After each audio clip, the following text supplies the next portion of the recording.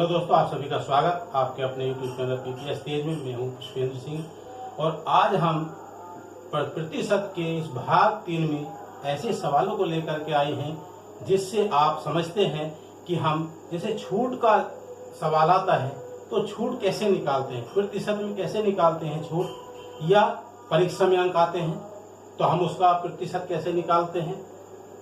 अंक आ गए, सवाल आ गया कि बताइए आपके जो अंक आए हैं तो वो कितने प्रतिशत हैं, तो उसको कैसे सरल करते हैं यहाँ देखेंगे। बहुत ही आसानी से यानी आप कैसे निकाल सकते हैं उसको यहाँ देखेंगे। तो चलिए शुरू करते हैं।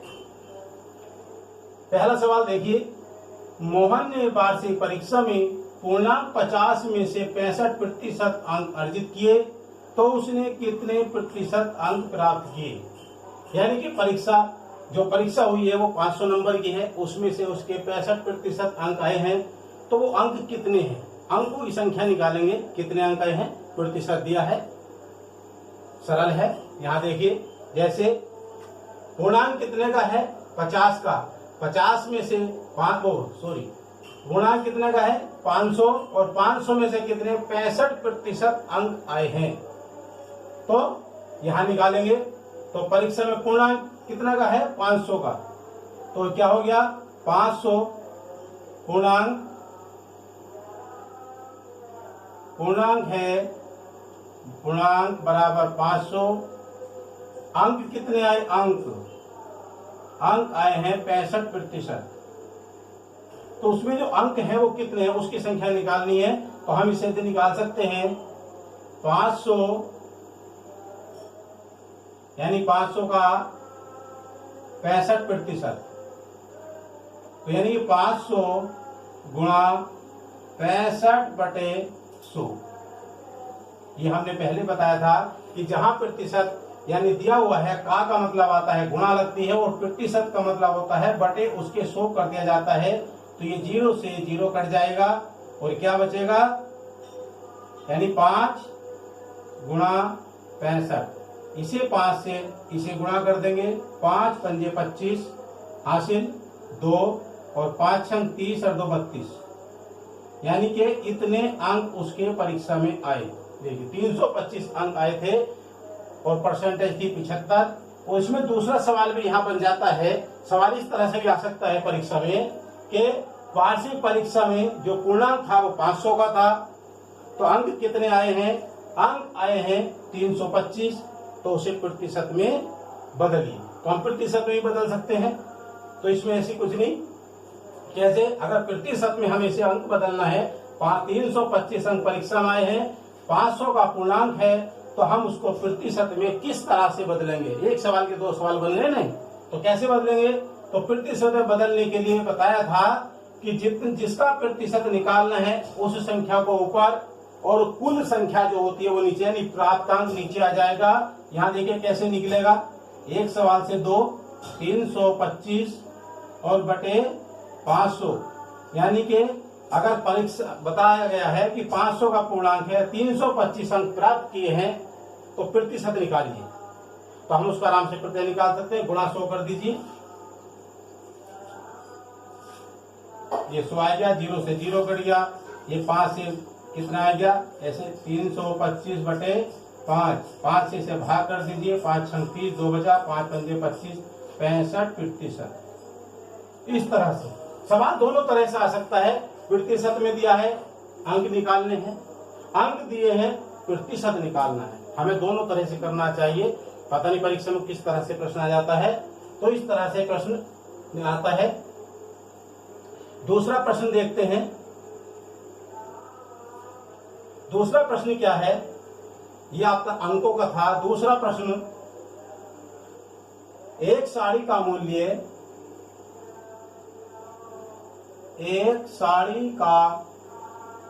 मूल्य 720 रुपए है, 720 रुपए है।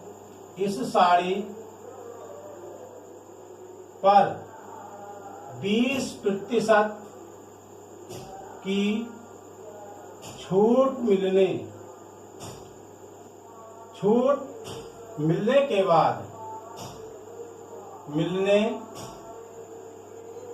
के बाद साड़ी की कीमत क्या होगी? साड़ी की कीमत क्या होगी? इस तरह के सवाल काफी आते हैं छूट के।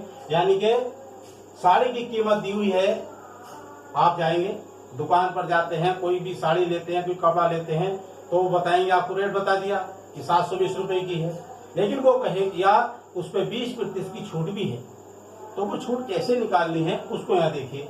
यानी 720 की साड़ी है, इस पर निकालनी 20% की छूट, तो कैसे निकलेगी? सीधा 720 का 20% निकाल देंगे, या साड़ी का मूल्य बराबर 20 रुपए, ऐसे लिख लीजिए। साड़ी का मूल्य बराबर कितना है? 720 रुपए, और छूट कितनी है? 20%। इसका मतलब क्या हुआ? 720 का, यहां लिख लीजिए, 720 का 20%, और का मतलब गुणा, तो 720 गुणा 20 बटे 100, 0 से 0 कट गया। अब कितना बचा? 2 दूनी 4 और 2 सत्ते 14, यानी छूट जो मिली है वो 144 रुपए की मिली है। सवाल दो तरह से आता है, इसमें यह भी आ सकता है कि छूट कितने रुपए की मिली, तो छूट कितने की आ गई? 144 रुपए। तो साड़ी की कीमत क्या होगी? तो साड़ी की कीमत क्या होगी? यहां देखिए, साड़ी की कीमत बराबर क्या करना पड़ेगा? यानी जो छूट आ गई है उसको, जो साड़ी का मूल्य था उसमें से आप घटा दीजिए, तो उसका क्या जाएगी? कीमत बच जाएगी। 720 माइनस 144, इसे घटा दीजिए, कितना? यहां रख लीजिए 144। देखिए यहां से 10, 10 में से 4 गया 6, फिर यहाँ 1 बचा, यहां से 1 लेंगे 11, 11 में से 4 गया तो कितना बचा? 7, यहाँ 6 बचा था, 6 में से घटा दीजिए 5, तो कितना आ गया? 576 रुपए। तो छूट के बाद जो साड़ी की कीमत बची आई वो क्या आई है? 576 रुपए। यानी साड़ी की कीमत 576 रुपए थी, तो वो आपको 576 में मिलेगी। इस तरह से सवाल करते हैं। आगे सवाल देखते हैं।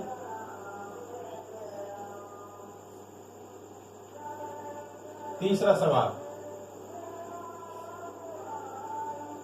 राजीव भैया 198 दिन विद्यालय गए।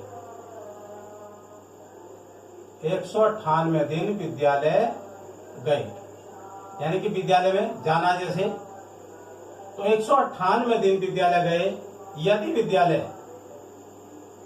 यदि विद्यालय 220 दिन, देखिए विद्यालय कितने दिन खुला? 220 दिन खुला। विद्यालय 220 दिन खुला है और 198 दिन जो है वो राजीव विद्यालय गया, और 220 दिन विद्यालय खुला तो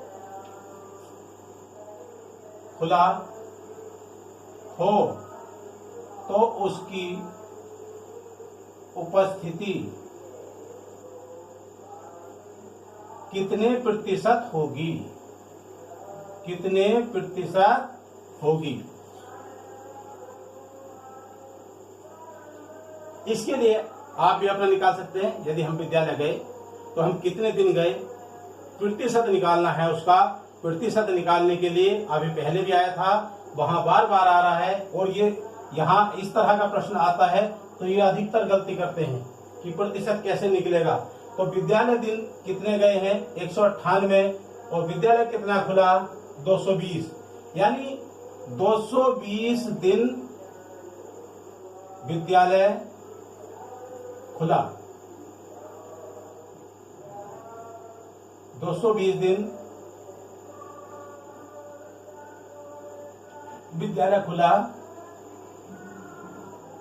और राजीव कितने दिन स्कूल गया? 198 दिन, यानी 220 दिन में से विद्यालय गया।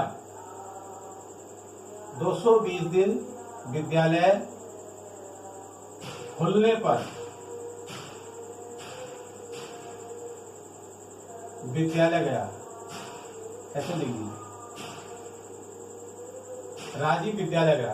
220 दिन खुलने पर राजीव विद्यालय गया 198 दिन, 198 दिन। और यदि एक दिन तो यह हो जाएगा 198/220।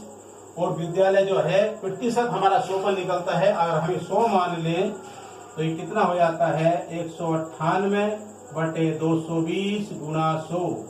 ये 0 से 0 कट जाएगा, ये कितना बचा 11 से कट जाएगा, 11 दूनी 22 और ये 11 का ना 11, 11 अठे 88 और 2 से कट जाएगा ये 5 बार, तो 18 पंजे कितना आ गया 90%।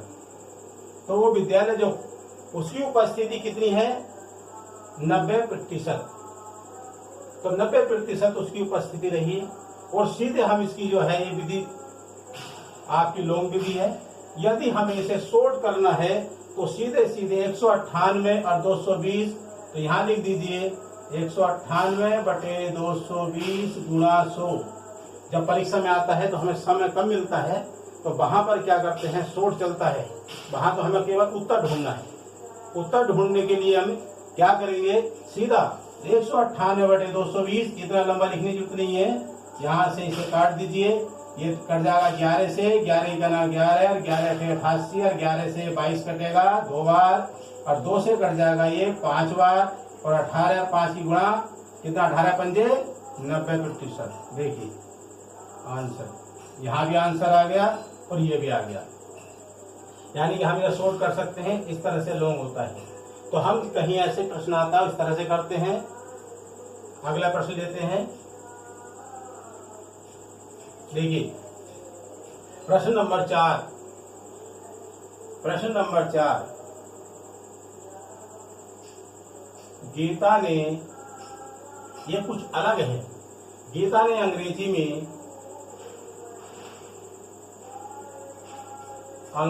में यानी कि जैसे 2 विषय होते हैं ना, एक विषय में या एक से अधिक विषय में, इस तरह से 50 में से 50 अंग्रेजी में 50 में से कितने 35 अंक तथा 35 अंक तथा 50 अंक तथा गणित में दूसरा विषय लेना ना, एक 2 विषय का है यहाँ पर। एक विषय अंग्रेजी में तो हो गया 50 में से 35 अंक और तथा गणित में 50 में से 46 अंक, 50 में से 46 अंक प्राप्त किए। ये बात समझ में आ रही है, 2 विषय हैं, अंग्रेजी में 50 में से 35 और गणित में है 50 में से 46 अंक प्राप्त किए। तो उसने किस विषय में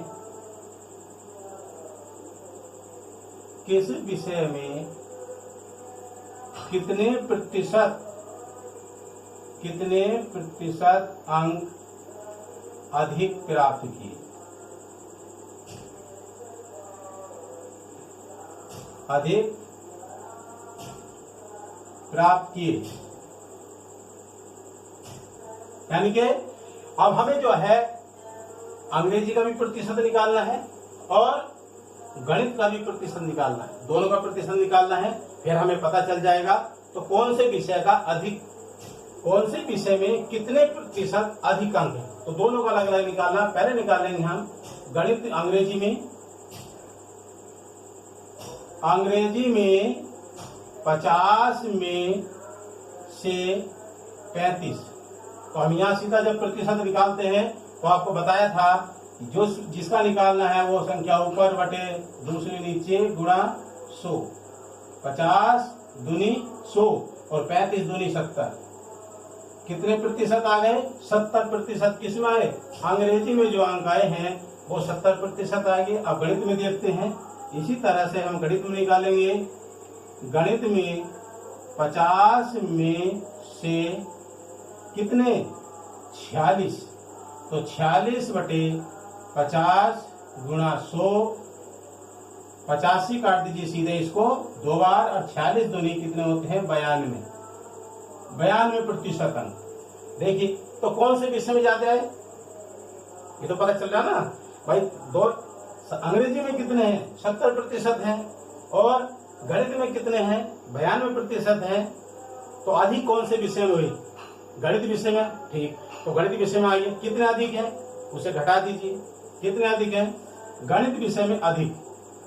तो यहां लिखेंगे गणित विषय में अधिक अंक, गणित विषय में अधिक अंक, अधिक अंक बराबर 92 - 70 कितना बच गया 70 से आगे 92 2 और 22%। गणित में अधिक आए हैं और वो भी कितने आए हैं 22% अंक गणित में अधिक हैं। तो इस तरह से अगर कहीं पर इस तरह से आता है तो उसको इसी तरह से निकालते हैं। आगे प्रश्न देखते हैं। ये प्रतिशत के आपके जो है प्रश्न छूट कुछ अंक वाले कुछ परीक्षा वाले इस तरह के प्रश्न हैं। प्रश्न नंबर 5 यहां देखिए एक कक्षा में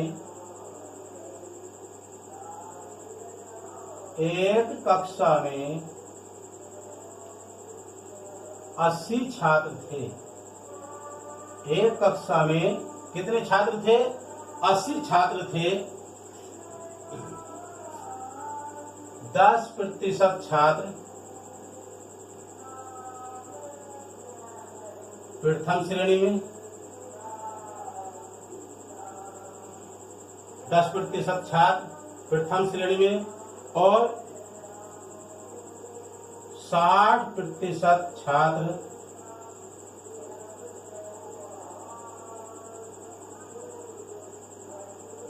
द्वितीय श्रेणी में तथा कितने 10%, 60% और 25%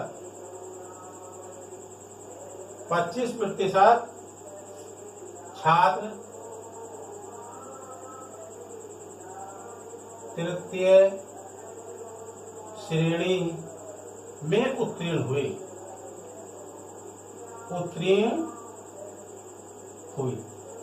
देखिए यहाँ पर 10% प्रथम श्रेणी में उत्तीर्ण हुए यानी पास हुए, और 60% द्वितीय श्रेणी में उत्तीर्ण हुए और 25% तृतीय श्रेणी में उत्तीर्ण हुए। तो वो ये कह रहा है सवाल, तो बताइए अनुत्तीर्ण कितने हुए। तो अनुत्तीर्ण छात्रों की संख्या बताइए, छात्रों की संख्या बताइए। तो अनुत्तीर्ण कितने हैं यानी फेल कितने हुए। तो पहले हम पास निकाल लेंगे फिर फेल निकाल देंगे। तो सबसे पहले प्रथम श्रेणी के छात्र, कुल छात्र कितने हैं देखिए, कुल छात्र हैं 80, कुल 80 छात्र हैं। तो प्रथम श्रेणी के निकालिए।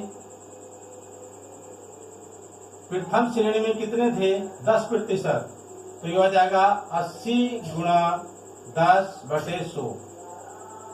इसे काट दीजिए कितने आएंगे 8 छात्र, यानी कि 8 छात्र प्रथम श्रेणी में 8 छात्र उत्तीर्ण हुए हैं। और द्वितीय श्रेणी में देखिए, द्वितीय श्रेणी में कितने हुए 80 का 60%, तो 60 × 100, 8 × 48, 48 छात्र सेकंड से हैं 2 श्रेणी में। और तृतीय में कितने हुए, तृतीय श्रेणी में देखिए, तृतीय श्रेणी में कितने हो गए 25% है, 80 × 25/100। इसे काट दीजिए कितना आ गया 25 से कटेगा ये 25 चौका 100 और 4 से कट जाएगा 80। कितना बार 20 बार, 20 चौक 80 होते हैं ना। तो कितना आ गया 20 छात्र। अब यहाँ देखिए यानी कि ये छात्र आ गए उत्तीर्ण छात्र। पहली श्रेणी में प्रथम श्रेणी में कितने छात्र उत्तीर्ण हुए 8, द्वितीय में 48 और तृतीय में कितने आ गए? 20 आ गए। इसे जोड़ लीजिए। कुल उत्तीर्ण छात्र, कुल उत्तीर्ण छात्र कितने हुए? 4 प्लस 48 और प्लस 20 कितने छात्र हो गए? यहाँ देखिए 48 में 4 जोड़ दीजिए 52 और 52 में फिर 20 जोड़ दीजिए, कितने हो गए? 72।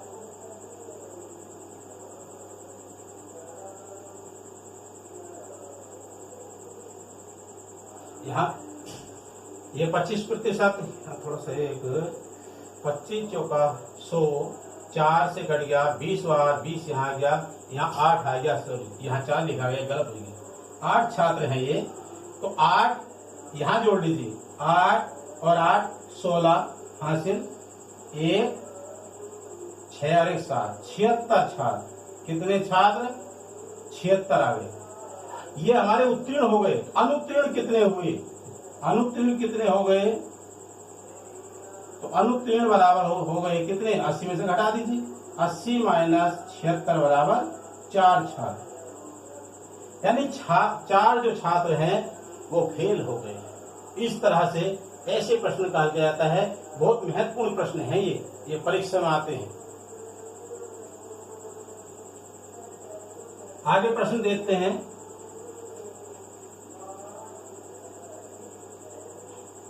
छठा प्रश्न, यदि वायु के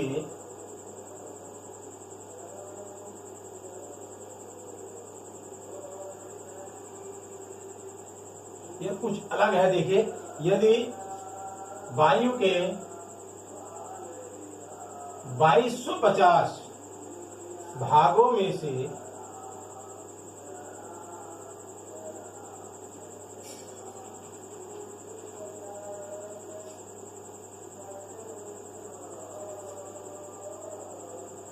यदि वायु के 2250, यानी कि ये प्रश्न थोड़ा सा इसमें है, यानी सी टेट यू टेट इसमें आया, सी टेट में भी आया इस प्रश्न ये वाला।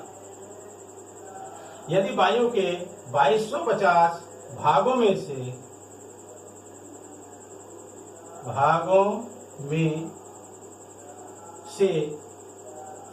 5 भाग ऑक्सीजन है, 5 भाग ऑक्सीजन है, तो वायु में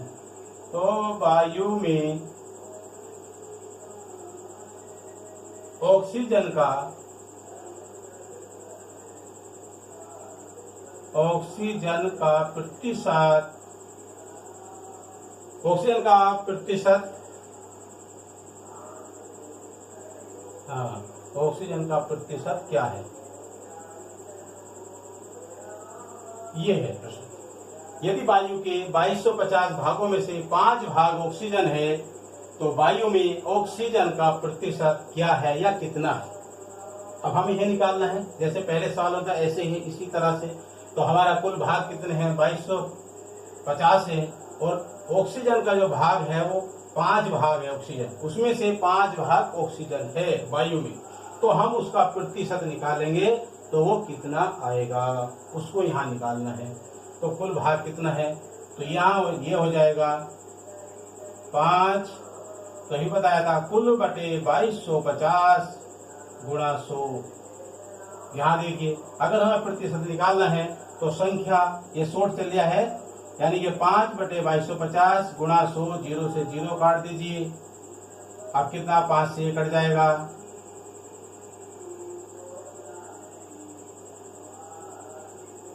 ये 5 से कट जाएगा।